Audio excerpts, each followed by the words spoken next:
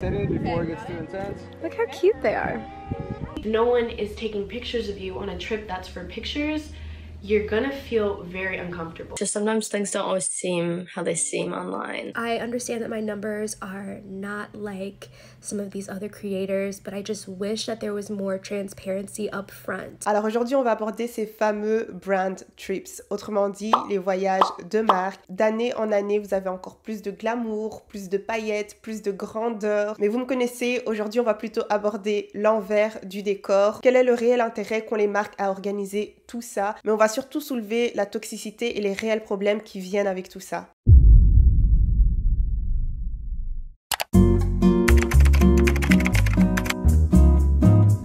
Alors j'espère que vous allez bien, ça ne va pas, ça va aller. Alors bienvenue dans un nouvel épisode d'En roue libre. Donc aujourd'hui on va aborder les brand trips parce que c'est vraiment quelque chose qui me fascine. On attend chaque fois de voir quel est le prochain voyage que les marques vont organiser, qu'est-ce qu'il y aura là-bas, qu'est-ce qu'ils vont faire, quels seront les dramas aussi par moment. Donc pour ceux qui sont vraiment novices et qui ne savent absolument pas comment ça se passe en général les brand trips, ben je vais vous donner un petit peu de sirop à siroter, voilà.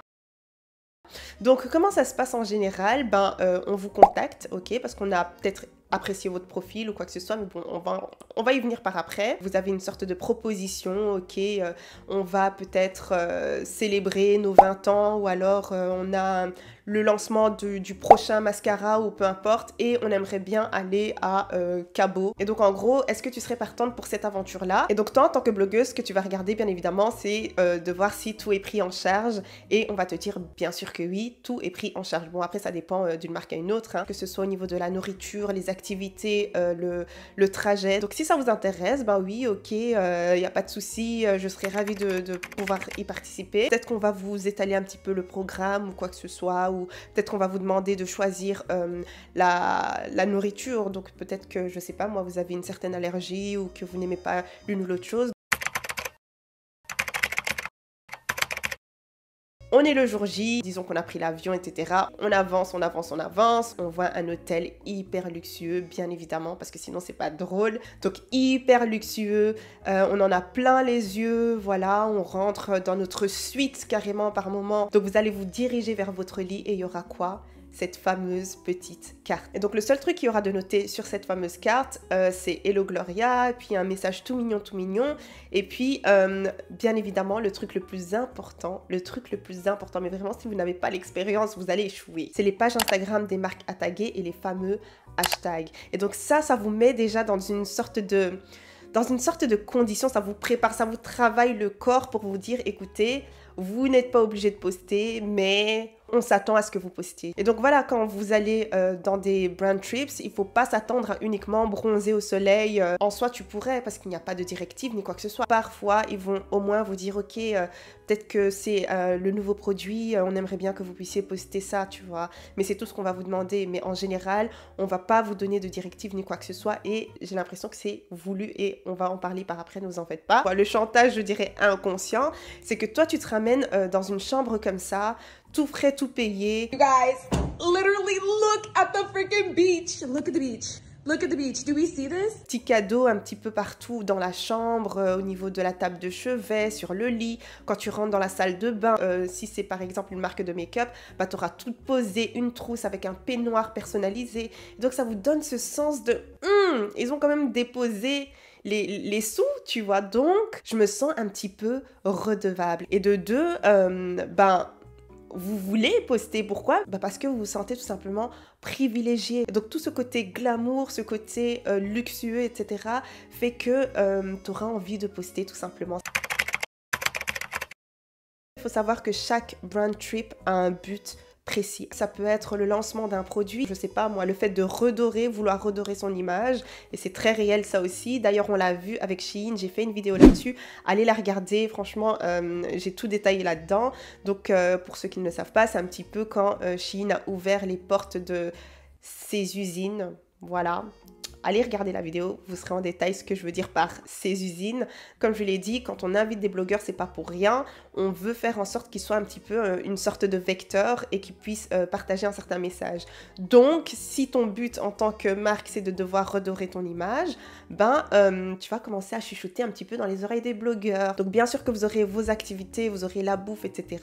Mais on va aussi essayer de vous influencer pour que vous puissiez aussi influencer à votre tour votre audience. Donc, il y a eu telle polémique. Ah ben non, regardez, chez nous, c'est comme ci, comme ça, comme ça. Donc, les brand trips, c'est vraiment un bon moyen de faire tout ça. Parce que si maintenant, on vous invite à base de oui, on va vous ouvrir les portes de nos usines, personne ne voudra venir. Mais par contre, si on vous dit, ok, on vous invite dans un hôtel 5 étoiles, tout frais, tout payé, au Mexique, vous aurez l'occasion de découvrir la marque. On va pas vous dire que, ah, nous on est là, on a envie de redorer notre image. Non, voilà, je trouve que les brand trips, des fois, c'est aussi pour pouvoir un petit peu sudoyer. Mais pas que. Des fois, on vous invite vraiment pour pouvoir vous voir en personne, tout simplement. Ça fait peut-être, je sais pas moi, 4 ans que vous travaillez ensemble et vous avez une certaine responsable, donc PR, et vous ne vous êtes jamais vu en personne ni quoi que ce soit. Donc, ça fait plaisir de mettre une sorte de visage à la personne avec qui vous communiquez pendant tout ce temps.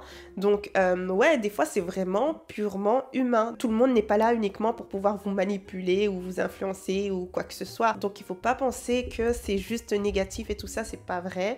Mais aujourd'hui, c'est de ça dont on parle, tu vois. Alors pourquoi est-ce intéressant pour les marques de faire ces fameux brand trips? C'est aussi une question de rentabilité. Il ne faut pas oublier que ça reste un business, hein. Ça reste un business. Quand vous, en tant que blogueur, vous allez là-bas, ça reste un business. Quand les marques vous invitent, ça reste un business. Enfin voilà, c'est business is business ici en fait. Donc supposons que vous êtes, on va dire, Lena Situation. Je ne sais absolument pas du tout combien elle gagne ni quoi que ce soit, mais je sais que c'est beaucoup en tout cas, c'est pas dans notre catégorie, ok? Et vous voulez qu'elle parle du lancement de votre nouveau mascara. Vous, en tant que marque, vous allez contacter Lena ou alors l'agente de Lena, je sais pas trop, et vous allez parler de votre produit et vous allez dire, écoutez, moi j'aimerais bien que vous puissiez parler de ce produit-là sur cette plateforme-là. Qu'est-ce qui va se passer? La personne va vous passer son média kit et peut-être que vous allez vous retrouver à devoir payer pour un seul réel, j'invente, Lena Situation, elle va prendre combien? J'en sais rien, j'invente. Donc disons 20 000 € pour un seul post IG réel. Mais maintenant, supposons qu'on vient avec cette même idée de vouloir promouvoir le lancement du mascara et on dit plutôt que pour le lancement de notre mascara, on vous invite à faire un voyage au Mexique, tout frais, tout payé, etc. Ça donne plus envie. Bien sûr que ça donne plus envie. Donc, la personne, elle va envisager, bon, je vais pas dire Lena parce que j'en suis sûre, tu vois, elle doit avoir toute une équipe, etc. Donc, on va dire n'importe quel autre blogueur, tu vois, va se dire, ok, Mexique et tout, hôtel luxueux, tout frais, tout payé, machin. Donc, oui, je viens. Donc là où la blogueuse, elle aurait peut-être demandé 20 000 € pour un seul réel. Donc là, la marque, elle va payer combien? Donc elle va payer le ticket d'avion, on va dire 1000 balles. La chambre d'hôtel, même si c'est une suite hyper luxueuse, etc. J'invente, hein, 2000 balles. La bouffe, etc. pendant les quelques jours, que les activités, etc. Ça lui fera moins cher que si la marque avait tout simplement laissé la personne dans sa chambre. Donc même si maintenant, supposons que les dépenses de la marque pour ce voyage-là, par personne, c'est 20 000 balles. Donc exactement ce que la blogueuse aurait demandé en temps normal dans sa chambre. Peut-être dans sa chambre, elle aurait fait exactement ce qu'on lui a demandé, exactement ce qui est dans le contrat. Donc un réel, 20 000 balles. Alors que là, en vacances, comme je vous ai dit, avec ce côté très féerique, très paradisiaque, etc., qu'est-ce qui va se passer? Bien sûr qu'elle va snapper. Elle va pas snapper qu'une seule fois. Elle va snapper peut-être, tout le voyage, tu vois. Tout le voyage, peut-être une vingtaine de snaps. Quand elle rentre dans la chambre, elle va vous faire peut-être un home tour. Elle va peut-être faire un truc où elle se prépare avec les produits, elle va vous montrer les petits cadeaux qu'on lui a fait, les activités, tout. En fait, absolument tout. Donc là, on en est vraiment à une trentaine, j'invente, de snap et pas qu'un seul réel, bien plus intéressant. Et maintenant, supposons que vous partez avec, je sais pas moi, 20 personnes ou même une trentaine de personnes, le retour sur investissement est juste dingue. Mais vous savez ce qui est fou dans tout ça, c'est que la marque peut aussi économiser encore. Comment? Par exemple, l'hôtel où elle va les ramener, ça se trouve, c'est un hôtel qui sera ouvert à la collaboration aussi. La marque va peut-être lui dire, ok, on va ramener nos blogueuses ici, elles vont peut-être taguer votre hôtel, etc. Donc, est-ce que ça pourrait vous intéresser d'avoir beaucoup plus de visibilité, etc. Et qu'est-ce qui va se passer? On signe le contrat, oui, nous, en tant qu'hôtel, ça nous va très très bien. Et voilà, donc la marque n'a même pas à payer l'hôtel. Donc, au final, on retire les frais de l'hôtel. Ça se trouve, on va vous offrir la bouffe et tout ça avec. Mais je dirais qu'il y a quand même un petit piège dans ce point-là. On va l'aborder un tout petit peu plus tard, ne vous en faites pas. Ça se trouve, même la compagnie aérienne a décidé d'offrir les places et parce qu'on a promis de parler de la compagnie. Vous voyez ce que je veux dire? Mais les économies de dingue, et là, le retour sur investissement est d'autant plus important. Et ça, on l'a vu avec l'un des premiers voyages qui a explosé, mais vraiment sur la toile. C'était vraiment dans les débuts. Je suis tombée sur une vidéo d'une personne qui disait que c'était Benefit, l'un des premiers voyages d'influenceurs, etc. Ils les ont ramenés carrément à Hawaï et c'était tellement nouveau, tellement waouh que tout le monde était derrière son écran et donc ils ont eu un bon retour sur investissement tout simplement. Parce que là, à ce moment-là, peut-être que les gens vont vouloir savoir, ok, c'était pour quel produit encore? J'invente, hein, je sais pas trop si c'était pour le lancement du produit ou quoi que ce soit. Donc tout le monde va s'intéresser au produit parce que toutes les blogueuses l'ont utilisé. Vous aurez une énorme visibilité et de l'autre côté, disons que vous avez peut-être dépensé vraiment des pipasses. Même si c'est 10 000 balles, même si c'est 15 000 balles, ça reste des pipasses. On parle de grandes entreprises, de grandes enseignes. Donc je ne parle pas uniquement des brand trips en soi, mais ce que ça peut engendrer, vraiment ce qui entoure les brand trips, les conséquences autour de ça, tu vois. Ben déjà, le point numéro 1, la comparaison, les gars. La comparaison. Et c'est pour ça que le marché de l'influence est aussi compétitif. Parce que vous luttez contre d'autres blogueurs. Parce que vous voulez être, on va dire, sélectionné. Donc, vous imaginez, on fait toute une liste et vous avez peut-être tous vos amis influenceurs qui sont invités et pas vous. Donc là, en tant que blogueuse, vous allez clairement commencer à vous remettre en question. Et c'est là qu'interviennent ces fameux complexes. Peut-être que, elle est, je sais pas, là, je vais vraiment dans l'extrême du truc. Hein. J'ai vu que c'était pour des maillots et toutes les personnes avaient peut-être un corps comme ça. Hein.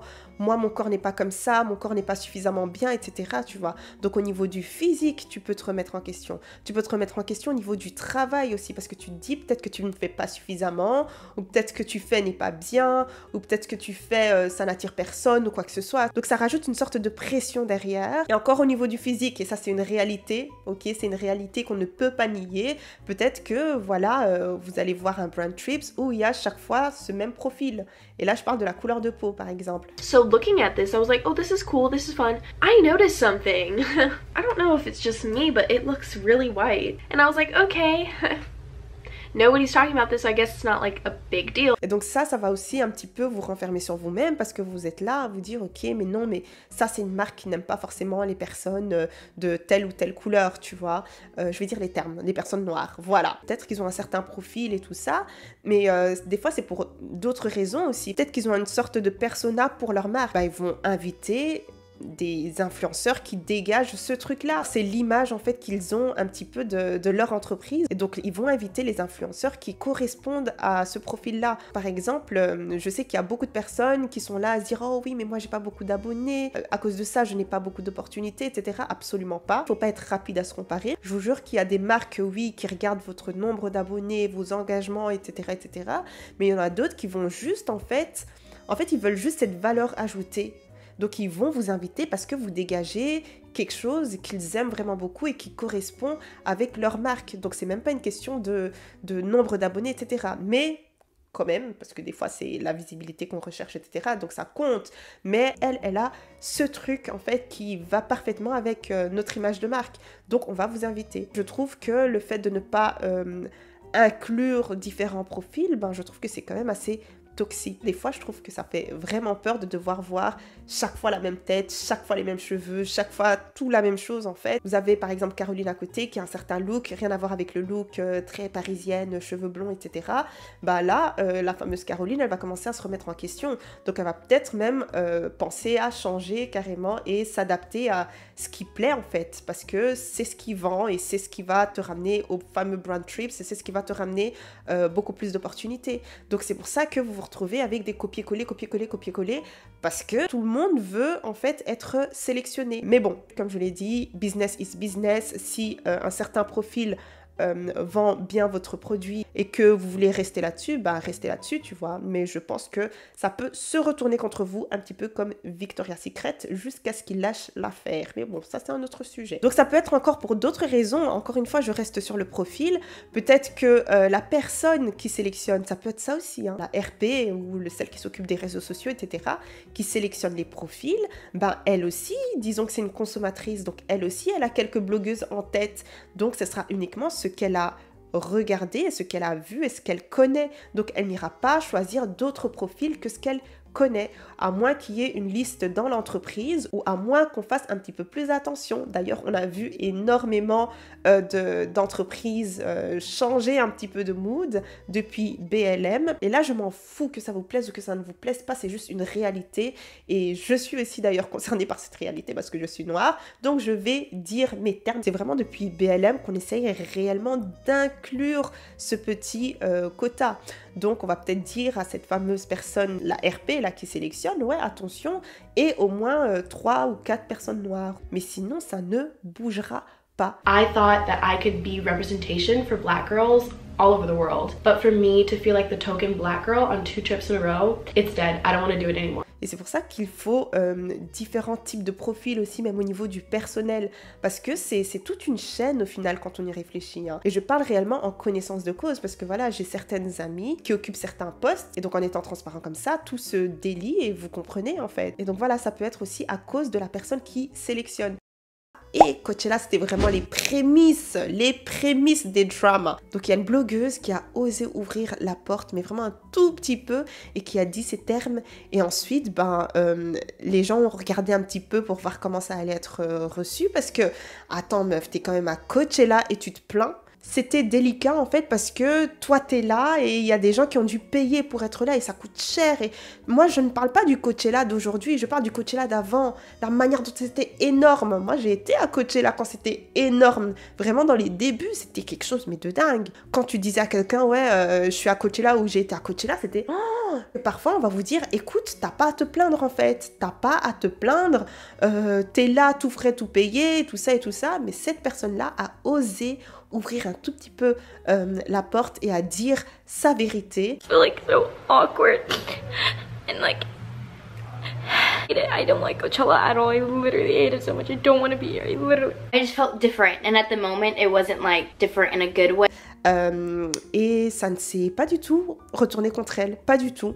Les gens ont commencé à bien recevoir le message et puis de là, tout le monde a commencé à ouvrir la porte et a commencé à dénoncer tout plein de choses. I have experienced racism since I was in pre-K. Girls didn't want to play with me because of the color of my skin. No one is taking pictures of you on a trip that's for pictures.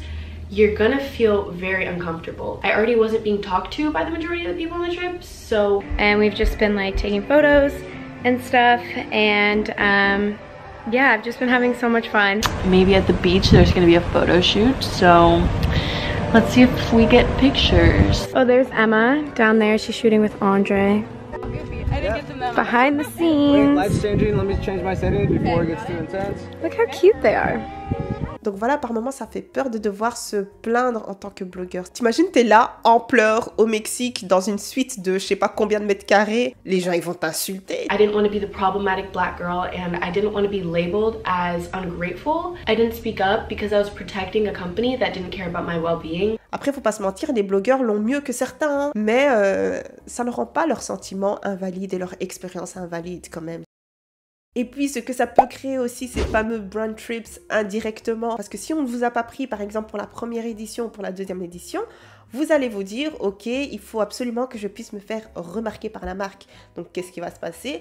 Ben vous serez là à chaque fois forcer un petit peu. Donc les gens vont faire ça de manière accrue pour être remarqués. Et d'ailleurs il n'y a rien de négatif à devoir faire ça, vous devez justement faire ça. Au bout d'un moment, si vous utilisez tout le temps les produits de cette marque-là, ben on va vous remarquer et vous n'aurez plus à acheter. Et je trouve que c'est quand même juste parce que voilà, vous utilisez quand même votre plateforme, aussi petite que vous pensez qu'elle soit, vous restez une plateforme, vous restez un média. Mais si vous vous êtes sélectionné, ça peut être aussi à double tranchant parce que peut-être que vous avez créé des liens avec le personnel, tout s'est bien passé, etc. Et vous avez envie de participer à d'autres prochains brand trips. Donc vous ne pouvez pas commencer à dire des choses négatives sur un certain produit. Il y a beaucoup de mensonges et d'hypocrisie qui commencent à survenir de ce genre de choses, malheureusement. Tu sais très bien que tu n'aimes pas le produit, mais tu es là genre ah waouh, arrête de mentir.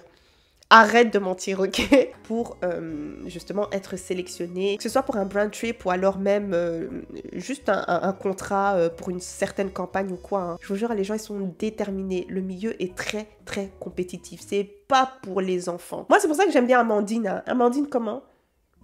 Amandine, celle qui fait les trucs de make-up là, elle dit les termes, elle s'en fout, tu vois, elle vient avec ses make-up, ah ça j'aime pas. Il nous faut des gens comme ça. Après, ça ne veut pas dire qu'ils ont la science infuse et qu'ils ont raison sur tout. C'est en fonction de leur propre expérience, comment ça a réagi sur leur propre peau, etc. Donc ça peut changer d'une personne à une autre, ça veut pas dire que l'autre influenceur a forcément menti. Et c'est là où je dis que devoir rencontrer le personnel, en fait, ça peut être vraiment très enrichissant. Par exemple, moi je me suis déjà retrouvée dans ce genre de situation là, où on a passé un moment mais tellement épique. Quand je vous dis que c'était une expérience hyper humaine. On s'est tellement rapprochés, on a créé des liens, qu'on a commencé réellement à échanger. Et c'est à ce moment-là qu'il faut oser leur dire, leur donner un feedback ou quoi. Par exemple, ah ben j'ai vraiment bien aimé ce produit-là, etc. Mais je trouve que c'est un petit peu trop clair pour les peaux foncées.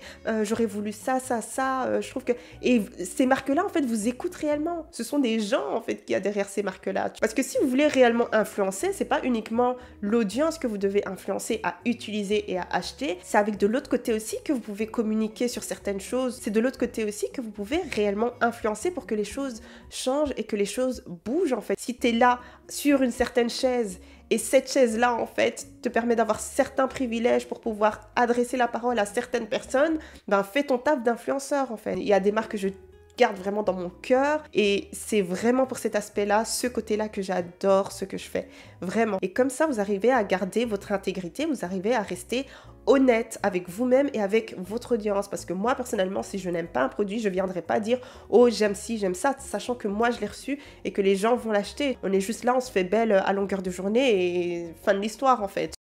Beaucoup d'inégalités cette fois. Je pense que c'était une erreur que les marques ont fait à l'époque et ne font plus aujourd'hui parce qu'il a fallu s'adapter avec tous les dramas, mais vraiment les... Vous voyez qu'on dit drama. Donc l'inégalité dans le sens où certaines blogueuses auront certains privilèges que d'autres n'auront pas. D'un autre côté, je peux comprendre, je comprends réellement, mais d'un autre côté... Je trouve ça quand même un petit peu dégueulasse de devoir donner certains traitements de faveur en fonction du nombre d'abonnés de la personne. Je sais pas moi, ok, vous devez aller à ce fameux brand trip, mais le truc c'est que pour pouvoir y aller, vous devez vous rendre de votre maison à l'aéroport. Bah il y a peut-être certaines blogueuses qui auront carrément le taxi de payer, mais pour d'autres c'est transport en commun ou alors tu payes toi-même ton taxi ou tu vas en voiture toi-même, tu vois. Un petit peu sneaky, c'est un petit peu sneaky, on va jamais le montrer ouvertement que telle ou telle blogueuse a eu tel ou tel traitement de faveur. Donc dans l'avion, je pense pas que ce soit possible. C'est genre soit tout le monde première classe, soit tout le monde deuxième classe. Il n'y a pas de chipotage. Mais peut-être au niveau de la chambre. Donc bien évidemment, je pense qu'à l'époque, il y avait des chambres partagées. Mais ça aussi, je pense que ça a bien appris aux marques qui se sont dit c'est terminé. Chacun sa chambre. Vous aurez des chambres un petit peu différentes. Coming from a South Asian community, a lot of the times we are just looked over. I am a plus size creator. I know this job, this trip, and the life I live is a privilege. After I land, I go see my room. I'm super ecstatic. However, the first night when I'm in bed editing, I come across the other girls' TikToks where they're showing their room tours. I 100% agree that that room is more than enough. I don't even have a bedroom myself that is the size of the room I got. However, I do believe I am worth what I am worth. It was just about getting treated equally to my counterparts / co-workers. However, one thing I would not lie about is how I thought it was weird that they kept a few people who were on season 1 to season 2. Again, made things feel like it was unequal and it almost felt like a competition where people got disqualified and people got to stay. To go to Formula 1 in Miami and I decided that I'm not gonna go. I've just been really upset today because even before I'm getting to this trip, I'm realizing that I'm not going to be treated like everyone else there. And trust me, I'm so grateful, but I have more integrity than to get all the way to Miami and realize that I'm being treated like a second-tier person, and I'm not doing that. I don't care if this means that I no longer have a relationship with the Tarte team, but I don't agree with how they're doing this. So the actual race is on Sunday the 7th. So once I realized my flights didn't align with the actual race, I asked them about it and they said, oh, don't worry, you'll still get to see like the practice races and stuff. But I have some friends that are going on the trip and I asked them when they were leaving and they all said they were leaving Monday and I was the only one leaving Saturday. I understand that my numbers are not like some of these other creators, but I just wish that there was more transparency up front. Et ça, vous ne le saurez jamais à moins de discuter entre vous, les blogueuses. Ah, mais toi, t'as eu quoi? Ah, mais j'arrive dans ta chambre et tu vois ça, t'es là genre... T'as une baignoire, toi! Baignoire et douche, excusez-moi, madame. Moi, je dois prendre la douche commune. Non, je déconne. Moi aussi, j'aime les fraises. Eh. Quelle grâce. Non, c'est bon. Je veux goûter si la fraise. Moi, je suis un peu gourmand. Hein. C'est trop bon. Vue sur Times Square, must be nice. Et toi, t'es là, vue sur la cuisine de l'hôtel. T'acceptes seulement et t'avances. Tu peux pas te plaindre. Pourquoi tu vas te plaindre? T'es déjà dans un hôtel 5 étoiles. Mais voilà, il n'y a pas à chipoter pour des trucs comme ça. Enfin, si, quand même, il y a à chipoter.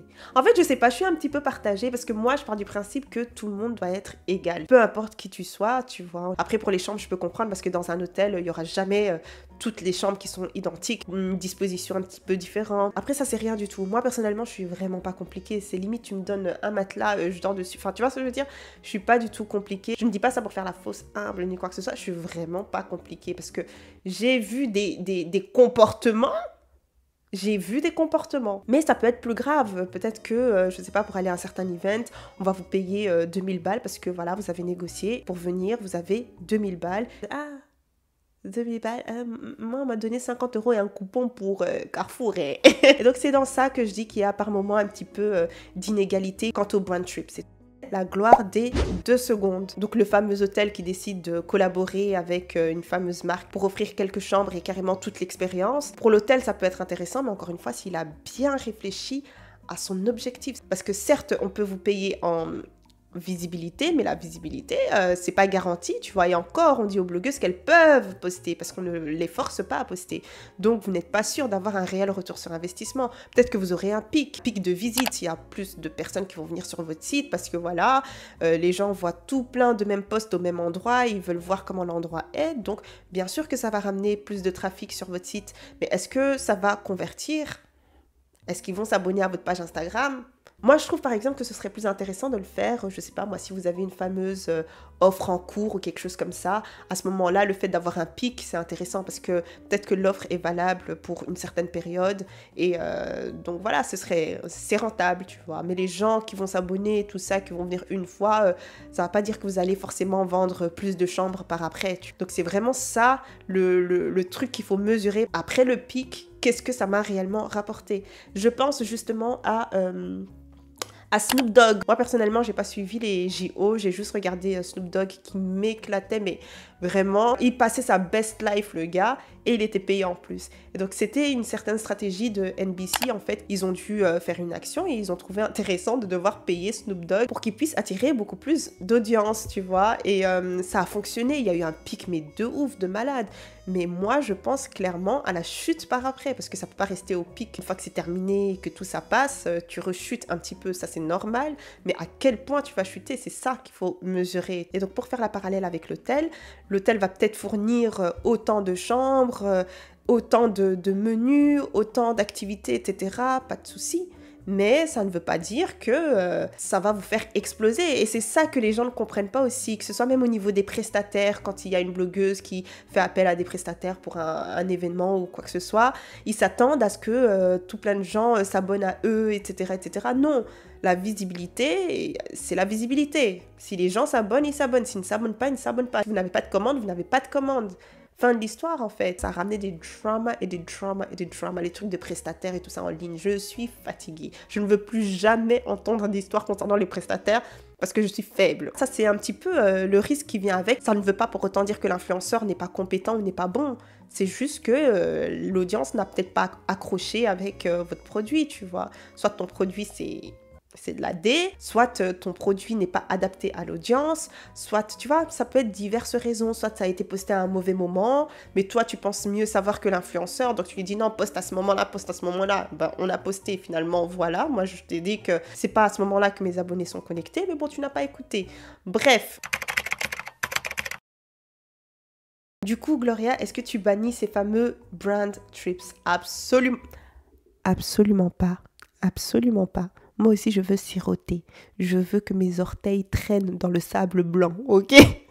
Donc faites-moi percer aussi. Alors pourquoi est-ce que je voulais à tout prix parler de ces fameux brand trips? C'est pas du tout pour gagner la sympathie du peuple, tu vois, en soi, pas du tout, parce que je suis blogueuse, tu vois, en disant tout ça, peut-être que je me pénalise un petit peu avec toutes les informations que je vous donne. C'est vraiment pour ouvrir une certaine conversation et aussi inspirer à avoir une sorte de blogging conscient, c'est-à-dire que le jour où on va vous utiliser comme un produit, ben ce sera uniquement par choix. C'est-à-dire que vous êtes déjà informé et vous savez qu'aujourd'hui, je serai un produit, mais moi aussi, je prends ce que j'ai à prendre. En soi, on est tous des produits. On est tous, là comme on est tous des produits. Mais le fait de pouvoir être informé par certaines choses, ça va vous permettre aussi de pouvoir choisir certaines choses pour vous. Faire attention à vous, à ce que vous négociez. Tu vas en brand trip, tu vois la petite carte avec les petits tags, etc. Tu rigoles limite parce que, ok, je serai un produit, mais moi aussi, je prends ce que j'ai à prendre, tu vois, c'est une situation un petit peu win-win. Et il faut pas parcourir le monde du blogging en allant là où le vent te pousse. C'est comme ça que tu perds et que tu pètes les plombs. Tu vois un petit truc, un petit cadeau, ça brille et tout ça, t'es déjà les yeux comme ça. Après ce fameux brand trip, parce que t'as eu un certain accès à un hôtel 5 étoiles, etc., la tête, elle gonfle, qu'après avoir goûté ce fameux sucre, tu vas cracher sur le sel, alors que le sel t'a permis d'en arriver là. Tu vas perdre ce sens de réalité. C'est vraiment là que ça commence. Tu vas commencer à flouter la ligne entre le virtuel et le réel. Tu vas penser que tout est dû. Si on ne te calcule pas, qu'est-ce qui va se passer? Ben, tu vas essayer de taper dans tout ce qui est bad buzz, juste pour être vu, avoir l'audience et pour avoir un certain lifestyle. Tu as été tellement ébloui avec de simples pantoufles avec ton ombre dessus, que vas-y, c'est bon en fait, moi c'est cette vie que je veux et tu vas faire des dingueries. Alors que les gens qui ont un blogging conscient, ce sont des gens qui savent quand ils sont utilisés comme un produit. Ce sont des gens qui vont utiliser le monde digital littéralement comme un outil et ne pas être l'outil, qui vont pouvoir éteindre et allumer quand ils veulent. Ce sont des gens qui savent qu'il faut avoir la passion et la patience en fait. La passion pour pouvoir continuer à faire ce que tu fais. Il y en a blindés qui commencent et qui arrêtent, qui laissent quand il n'y a plus les vues, quand il n'y a plus l'audience, etc. Et la patience, pourquoi? Parce qu'on sait que un jour tu es en haut, le lendemain tu peux redescendre. Mais le truc c'est que tu peux remonter et tu peux redescendre encore. Puis tu vas à gauche, tu vas à droite, tu remontes encore, puis tu redescends encore, puis tu restes stable, puis tu montes. C'est comme ça en fait. Mais ces fameux brand trips là, ça peut te monter à la tête comme une flèche. Je ne serai jamais ingrate en disant que ouais, je ne suis jamais éblouie par les choses, etc. Non, je vous ai dit, je veux siroter un peu, traîner mes gros orteils dans le sable blanc aussi. Et ce que je dis, c'est que des fois, ça peut tellement monter à la tête de certaines personnes que ils vrillent en fait. Par exemple, la fille, la Haktou, je sais pas quoi, la Haktoua là. Ou les mimes, les personnes qui sont devenues des mimes, etc. Ils sont hyper connus, tout le monde les poste, etc. Ils sont max et tout. Il y en a qui quittent leur métier, etc. À base de ouais, ben moi j'ai percé et tout ça. Hey, reste calme, assieds-toi, slow down, calm down, Savannah. Parce que ces gens-là ne comprennent pas que ça demande quoi? La passion et la patience. Comme je vous l'ai dit, là comme on est tous des produits, on est tous utilisés. Mais si tu peux garder un tout petit peu d'informations dans ta tête et avancer comme ça, ben, je pense que tout ira bien pour toi, tu vois. Le milieu est compétitif, les gens sont réellement prêts à tout pour pouvoir retourner à ces fameux brand trips et avoir ces fameuses opportunités. Là, avant le bad buzz, là, c'était pas bien. Commencer à vouloir détruire ce que quelqu'un a mis des années à construire. Toi, tu viens... Tu vois, tu veux dépasser les gens. Ok, faut dépasser, faut aller. Ta gloire, elle va durer 2 secondes, tu vois ce que je veux dire. Quand tu veux construire quelque chose de solide, tu prends ton temps. Quand tu veux construire quelque chose de solide, tu regardes les matériaux que tu utilises pour pouvoir construire. C'est pas vite, vite, vite. Vous voulez dépasser, vous voulez courir, vous allez où? Les gens, ils veulent le bad buzz parce qu'aujourd'hui, ça fonctionne de ouf. Et quand on te donne plus l'heure et que t'es plus personne, c'est chaud. Si tu sais pas vivre sans, ça les détruit. Dis, laissez-moi mon blogging conscient. Maman, si je veux être un produit mardi, je serai un produit mardi. Donc moi, je voulais vraiment que ça change, qu'ils utilisent et soient utilisés et qu'ils ne soient pas uniquement utilisés sans le savoir. Donc moi, bien sûr que je veux être un produit, bien sûr que je veux être utilisé, mais bien sûr que je veux travailler avec des gens, je veux échanger avec des gens, je veux avoir des expériences enrichissantes avec des gens. Et voilà, en fait, les brand trips, tu prends tout ce qu'il y a avec. Ça peut être très sombre comme ça peut être très beau, ça peut être traumatisant pour vous. Alors voilà, c'est tout pour aujourd'hui. J'espère que vous avez bien aimé la vidéo. Si c'est le cas, mettez des pouces bleus. bleu. Dites-moi ce que vous pensez de ces fameux brand trips. Si le côté mode et beauté vous intéresse, ben, allez me suivre sur Instagram, c'est là-bas que je fais ça. Tiny and Brown. Et puis, abonnez-vous si ça fait au moins 2 vidéos que vous êtes là. 2. J'ai dit 2. Allez, bisous, bisous et à la prochaine. Mouah.